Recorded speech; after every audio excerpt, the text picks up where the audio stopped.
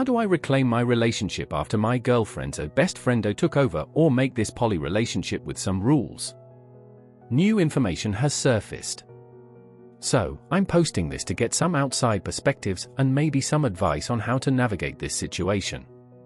My name is Alex, 31 and bi, and I've been married to my wife, Evie, 28 and bi, for almost 4 years now. We've been together for about 7 years in total, and our relationship has always been really solid. We met on Bumble back in 2017, and we clicked right away. She's smart, funny, and just an all-around great person. Early on, Evie came out to me as bisexual, which I fully supported.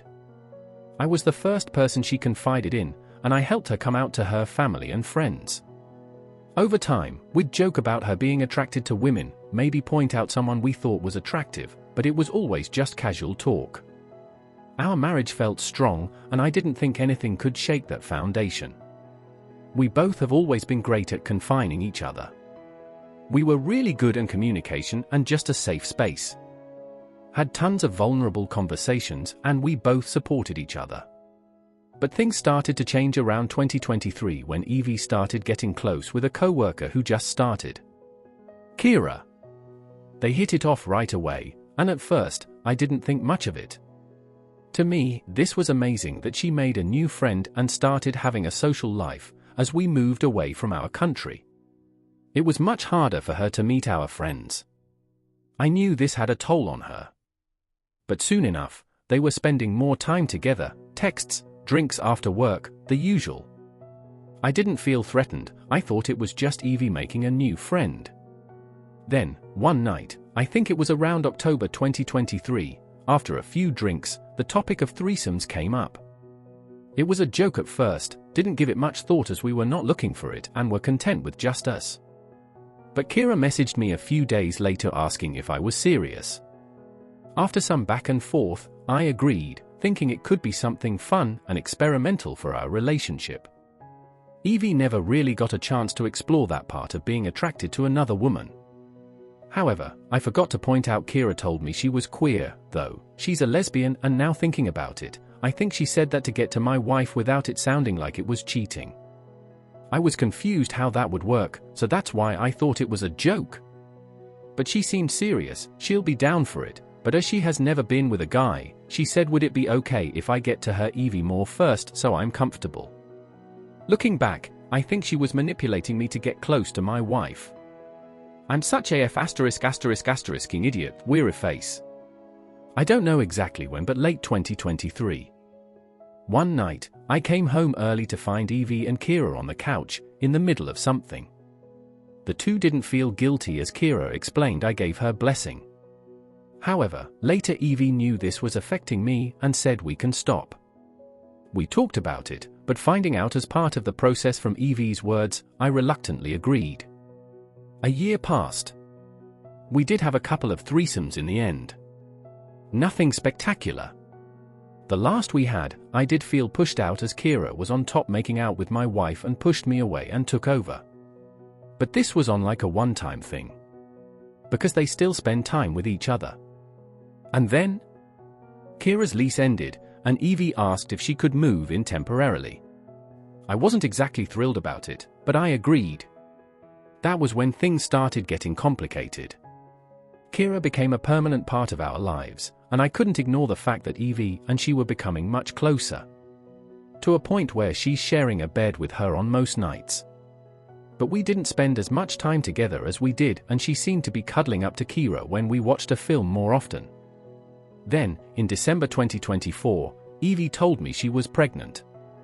We've been trying for years, it's not been successful until now, so I was excited at first.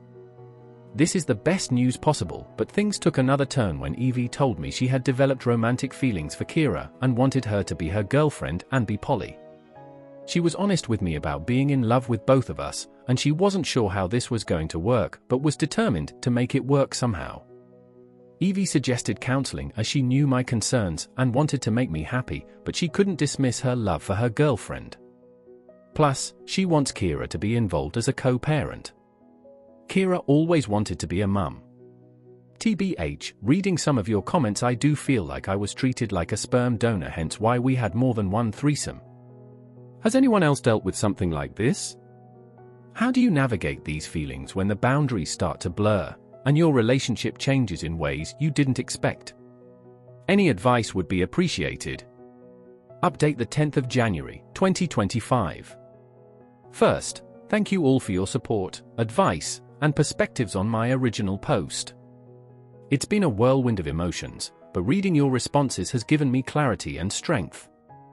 After taking some time to reflect, Evie and I had a heart-to-heart.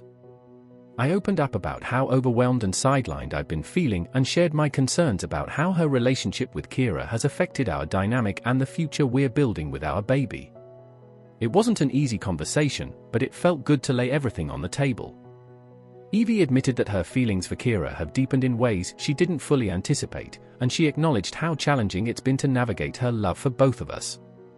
She apologized for how her actions over the past year made me feel.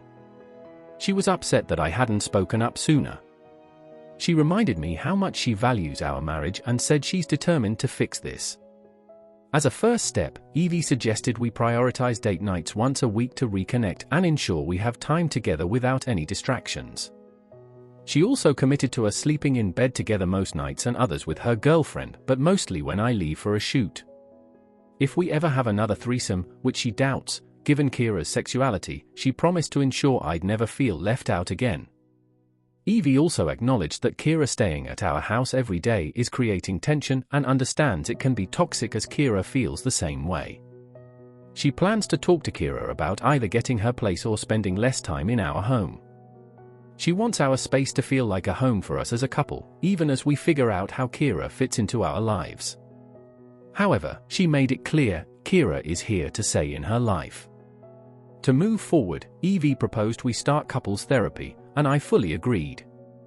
We want to handle this situation with care and thoughtfulness, especially with a baby on the way. Evie also promised to have a conversation with Kira about boundaries, and we agreed to have a joint discussion later to ensure everyone's on the same page. But things came to a head when Kira confronted me. She accused me of being insecure and not trusting Evie to make her own decisions.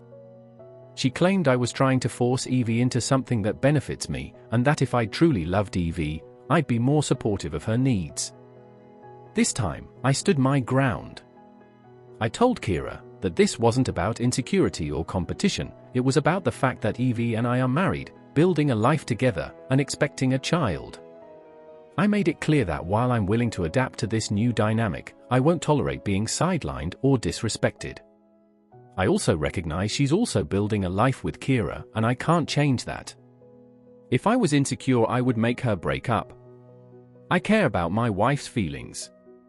If she cared about Evie, she would do the same or F off. At that moment, Evie stepped in and stood up for both of us. She made it clear to Kira that I'm her husband and the father of her child, and that my feelings mattered just as much as theirs. She told Kira she didn't want me to feel like an outsider in my own marriage. As she spoke, it felt like a weight was lifted, even just a little.